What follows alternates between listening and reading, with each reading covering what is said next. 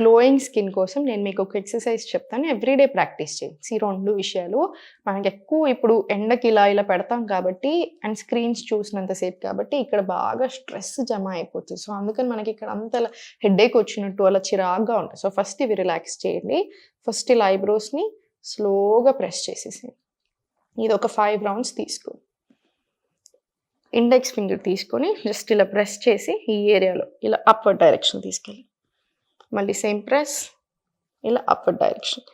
ఇది కూడా ఒక 5 రౌండ్స్ ప్రాక్టీస్ చేయండి. ఇది తీసుకున్న తర్వాత వి షేప్ ఫార్మ్ చేసి 2 సైడ్‌లు ఇలా ఇయర్ మసాజెస్ తీసుకోండి.